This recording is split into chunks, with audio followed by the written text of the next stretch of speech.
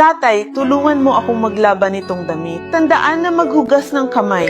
Oh, naiintindihan ko. Itay, pakipunasan ng malinis ang mesa para walang watermark. Gayon din, mangyaring tulungan akong linisin ang mga sapatos na ito.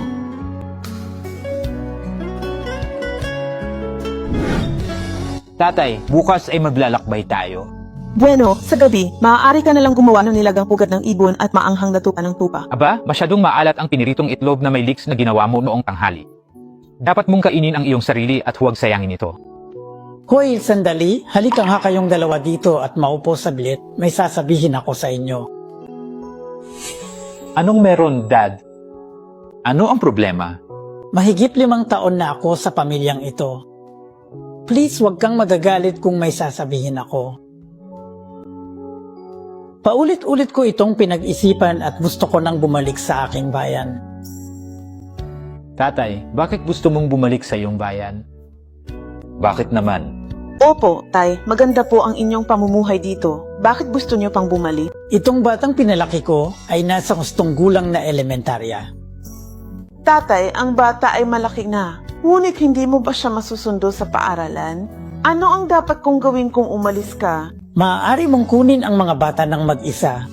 Kung hindi dahil kay tatay, paano tayo magkakaroon ng oras? 5 taon na ang nakararaan nang ipanganak mo ang iyong anak, tinawag mo ako at pumunta ako rito nang walang sabi-sabi. Pero nitong mga nakaraang taon, kahit anong gawin ko, mali. Anak, palagi mong iniisip na mali ang ginagawa ko at hindi ko kailanman makukuha ang iyong pag-aproba. Mula noong sinaunang panahon hanggang sa kasalukuyan, palaging magkakaroon ng alitan kapag ang dalawang henerasyong ito ay magkakasundo. Alam ko ito, pero hindi ko inaasahan na ganito pala kahirap. Gumising ako ng maaga at magtatrabaho ng late para labhan damit, magluto, gumawa ng gawaing bahay at mag-alaga ng mga anak.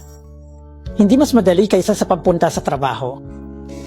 Tatay, ano ang ibig mo sabihin dito? Hindi ba ganito ang takbo ng ibang pamilya? Tatay. At saka, ako lang ang anak mo. Kung may gagawin tayong mali sa hinaharap, huwag isa puso. Kailangan lang naming mag-inat ni Lingling.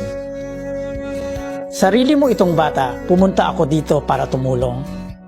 Hindi mo ako binibigyan ng sentimos bawat buwan at kailangan ko magbayad ng daan-daang dolyar mula sa sarili kong bulsa at hindi ka nasisiyahan. Dad, mali ako kanina, okay. Huwag ka lang umalis. Sino ang mag-aalaga sa bata pagkatapos mong mawala? Sinong nagsabi na si Lolo ang dapat mag-alaga sa mga anak mo? Well, okay lang sa akin na mahirapan ang buhay ko. Pero natatakot ako na pagkatapos kong gawin ang mga bagay, kailangan ko pa rin tingnan ang iyong mga mukha. Magkaiba ang pamumuhay ng dalawang henerasyong ito. May sarili kang routine at meron naman ako. Gumising ako ng maaga at gusto mong matulog. Natatakot akong abalahin ka kapag bumangon ako, kaya tahimik akong naglalakad at kung minsan ay hindi ako nangangahas na magsuot ng sapatos. Isa pa, ang aking manugang, maaari mong isipin ang pagkain niluluto ko ay masyadong matigas o masyadong malambot. Sa tingin mo ay masyadong maalat o masyadong mura ang mga lutuin niluluto ko. Hayaan mo akong maglinis ng sahid, ngunit palagi kang nagrereklamo, hindi sapat malinis at iginigiit maglupasay ako sa sahig upang malampasan ito. Masakit bewang ko. Mga damit ng mga bata, medyas, damit na panloob dapat hugasan ng hiwalay. Koy, anong ginawa nyo? Tatay, anong ibig mong sabihin? Paano mo nasasabi sa akin yan? Huwag nating pag-usapan ang batang ito. Ginagamit ko mga chopstick para pakainin anak ko at hindi malinis mga chopstick ko. Ginagamit ko tuwalya para punasan mukha anak ko at hindi malinis tuwalya ko. Ganito pagpapalaki ng mga bata noon. Ganito ko pinalaki si Daswang. Tatay, ang nakaraan ay nakaraan na. Ibang panahon na ngayon. Dapat nating bigyan pansin ang agham at kalinisan.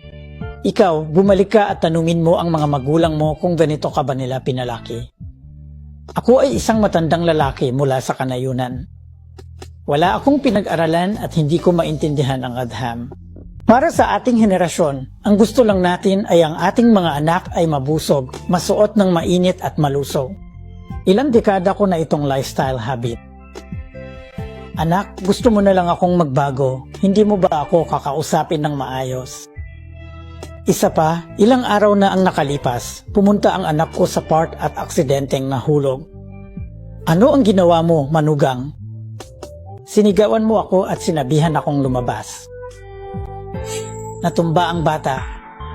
Bilang lolo, hindi ba dapat ako malungkot? Hindi ba pwedeng kausapin mo lang ako ng maayos?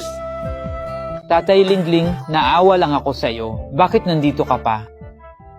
Tiyo Bay, o nasa bahay na silang lahat? Hindi ba kita inistorbo? Tiyo Bay, libre ka ba ngayon? Oh, huwag kang mag-abala. Mary, anong meron? Tama, ito ay isang bagong pag-upgrade ng aming kumpanya. May dala akong espesyal para magamit mo. Oh, paano ko ito gagamitin? Manatili sa aking pamamaraan at kung walang magbabago at hindi ito makakatulong sa iyo, bibigyan lang kita ng buong refund. Kung sa tingin mo ay masyadong mabilis ang pagbibili mo, uminom ng isang pakete sa isang araw. Kung gusto mong umitim ng mas mabilis, uminom ng 2 pakete sa isang araw. Itim muna ang buhok at saka palawakin. Gawing itim ang buhok at saka palawakin. Kung kinulayan mo buhok buwan-buwan para takpan uban, subukan plant-based sangkap ito para sa itim buhok. Mas mainam inumin ito kaysa magpakulay buhok 0 beses. Okay, wala akong sasabihin. Paulit-ulit mong sinasabi ito. Sa ganitong ugali mo, hindi ako makakaasa na susuportahan mo ako pagtanda ko. Dapat akong magmadali at kumita ng pera para sa sarili ko para hindi ka mabigatan. Kayong tatlo, mabuhay ng maayos. Uwi na ako sa aking bayan. Hoy, pamilya ko, sa ganitong sitwasyon, gusto mo ba akong manatili o suportahan ako para makauwi sa aking bayan?